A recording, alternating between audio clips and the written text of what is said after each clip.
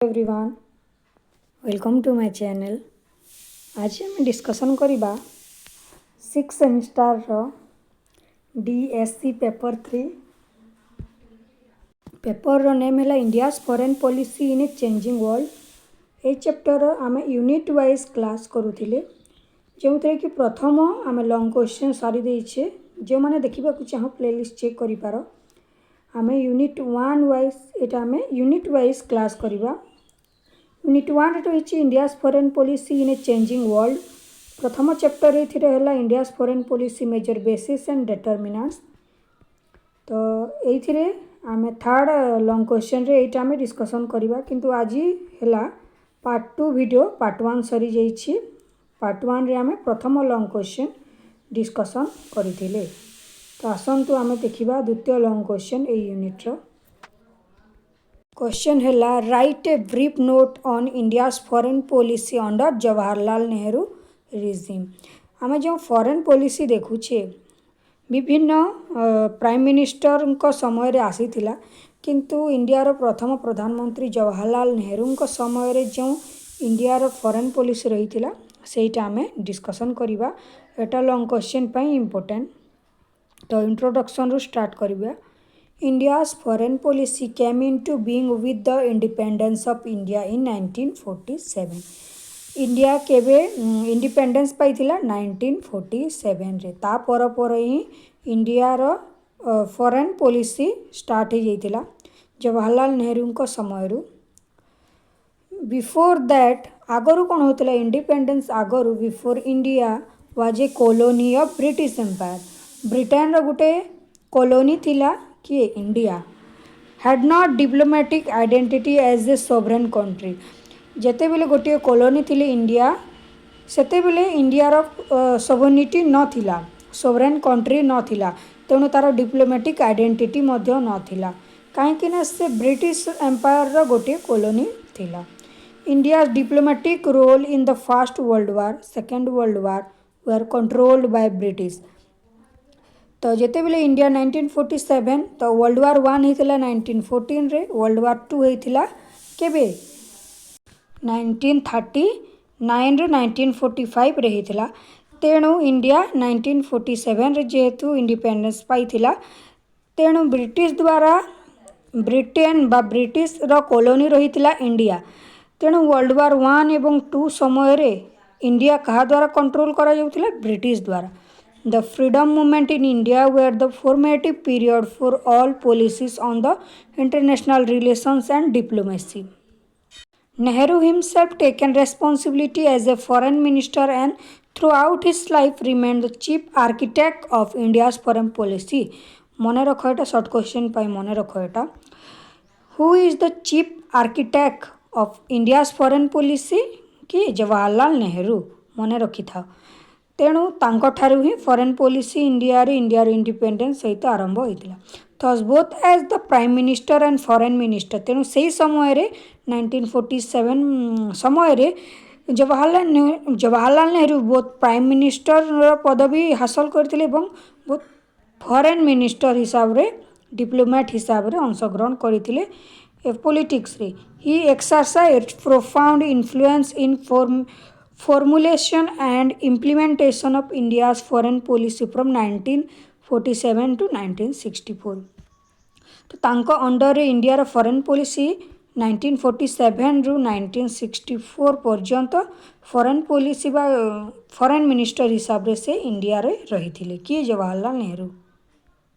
Nehru foreign affairs was blend of idealism and pragmatism. मने रखी था नेहरू जो फॉरेन पॉलिसी था फॉरेन अफेयर्स थिला सेटा बहुत आइडियलिज्म एवं बहुत प्राग्मेटिज्म उपरे बेस थिला। प्राग्मेटिज्म कहले सब जिनिस को प्रैक्टिकली करबा एवं आइडियलिज्म कहले किछि किछि आदर्श रखिबा एवं ताकु से प्रैक्टिकली यूज करूथिले। Jawaharlal Nehru as the prime minister took on leadership role to shape India's future and played a significant role in India's foreign policy. तो देखिए during the Nehruvian era India's foreign policy was primarily centered on the following fundamental principles। तो आमे देखिबा तांको समय रे कोन कोन नीति बा फॉरेन पॉलिसी अवलंबन करा जायतिला।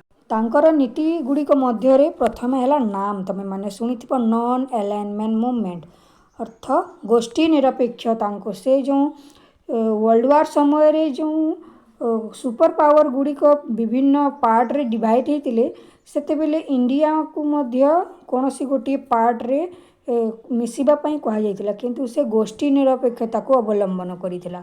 तो सही समय रे प्रधानमंत्री तो कहबी नहीं कि प्रधानमंत्री आम कहीदेवा किंतु सेतेबेले लीडर किए थे Jawaharlal Nehru. Nehru champion the policy of non alignment advocating for India to maintain distance from both western and eastern power bloc of cold war. This strategy sought to protect India's autonomy, prevent alignment without any military alliance, and allow the country to pursue its own interest without being pushed into conflict. तो India को कौन सी conflict रे न देवाई India कौन करथिला non alignment एटा गोष्ठी निरपेक्ष यही पदक्षेप ग्रहण करथिला एवं कौन सी मेंटर से जोग दे नथिला। नेक्स्ट है जहाँकि आम पार्ट 1 रे डिस्कसन करथिले पंचशील नीति। पंचशील नीति कहा कहा मध्य होइथिले एवं पांचटी जो नीति रहिथिला जवाहरलाल नेहरू समय रे फॉरेन पॉलिसी रे क्यों क्यों नीति देखिबा। Nehru prioritised international peace in his policy formulation while signing a peace treaty. मन रख इंडिया एवं चाइना मध्य रे पंचशीलटा होची पीस ट्रीटी शांतिपूर्ण चुक्ति जहाँकि इंडिया एवं चाइना मध्य रही 1954 मसीह मन रख एटा short question. He advocated adherence to the following 5 guidance principle. मन रख पंचशील नीति कहले कौन पंचशील नीति कहले 5टी नीति से 5टी नीति है mutual non aggression mutual non interference कहीं कौन परस्पर इंटरफेयर करेंगे नहीं पीसफुल कोएक्जिस्टेंस शांतिपूर्ण सहावस्थान respect each others territorial integrity and sovereignty last है इक्वालिटी एंड म्यूचुअल बेनिफिट। ये 5टे मन रखा पड़ो स्क्रीनशॉट जदि नेब नहीं पार। नेक्स्ट जवाहरलाल नेहरू आ गोटे नीति से अवलंबन कर third world solidarity. Third world country कहले क्यों क्यों देश एशिया आफ्रिका लाटिन अमेरिका ये सब थर्ड वर्ल्ड कंट्री एटा तुम समस्ते जानिथिबो। थर्ड वर्ल्ड कंट्री मानकर इंडिया भातृभाव व सॉलिडारिटी अवलंबन करने से नीति अवलंबन करते foreign policy. Nehru foreign policy aimed to foster solidarity among newly से समय जो न्यूली इंडिपेंडेंस नेशंस माने थिले जहाँकि सो कॉल्ड कहा जाउता third world country. He thought that collective action was necessary to overcome common concern including economic underdevelopment and negative colonial legacy. Jawaharlal Nehru तांकर foreign policy रे सब बेले ऐड करुथिले डीकोलोनाइजेशन अर्थात जो यूरोपियन कंट्री माने निजर कॉलोनी स्थापन करथिले विभिन्न देश जेमिति कि Asia Africa Latin American country मानकरे से देश मानकर डीकोलोनाइजेशन से सपोर्ट करुथिले support for decolonisation. Nehru was a vocal advocate for decolonisation and supported the independence struggle of various nation. तो जो जो देश माने निजर इंडिपेंडेंस स्ट्रगल करुथिले से मानंकु से सपोर्ट करुथिले। He saw colonialism as a grave injustice and advocated for and the end to imperialist domination around the world। से चाहूले जो imperialist domination जो यूरोपियन कंट्री मानकर से समय रे थिला सेटा से इनजस्टिस व अन्याय होउछि बोली कहूतिले से एवं ए जो कॉलोनियलिज्म को से अन्यायर दृष्टि रे देखुतिले। India actively supported the decolonisation efforts in Asia Africa Latin America country मानकर जो स्ट्रगल करुथिले निजर इंडिपेंडेंस से सपोर्ट करुथिले advocating for their independence from colonial rule. Next point है एंटी एपार्थेड। जवाहरलाल नेहरू तांको नीति रे रंग भेद जो करा जाउथिला ताकू से कौन करुथिले सपोर्ट करुनथिले। India openly supported the policy of anti apartheid कहले जो रंग भेदर और ताकू से सपोर्ट करू नथिले condemning the system of racial segregation in South Africa एवं advocating for its eradication. South Africa रे जो साउथ आफ्रिका रे तुम मैंने जो जानिथिबो सबू लोक मैंने तांकर रंग कला थाए तो रंग भेद करा जाउथला जो साउथ आफ्रिका रे सेटाकू से इराडिकेशन ताकू बंद करबा पई ताकू से सपोर्ट करथिले साउथ आफ्रिका रे जो रंग भेद करा जाउथले ताकू से सपोर्ट करू नथिले।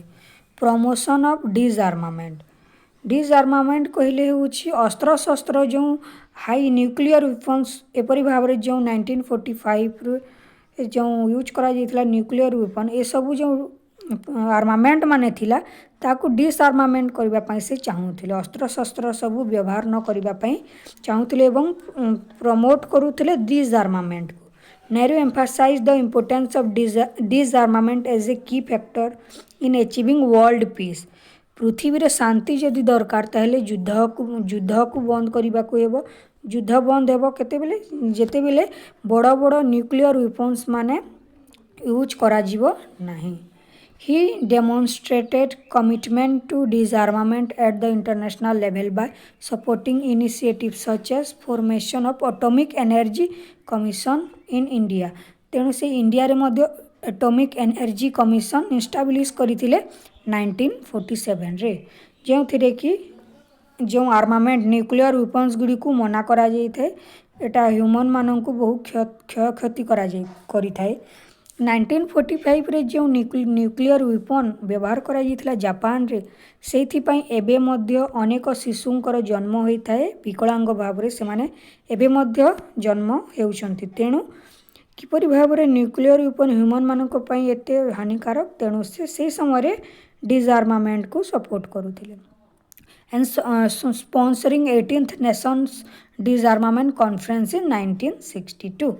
तो एटा थिला आमे देखिले India's foreign policy during Jawaharlal Nehru. वीडियोटी भल लागिथिले सांग मानकु शेयर करिवो एवं वीडियो को लाइक करिके जीवो। Thank you.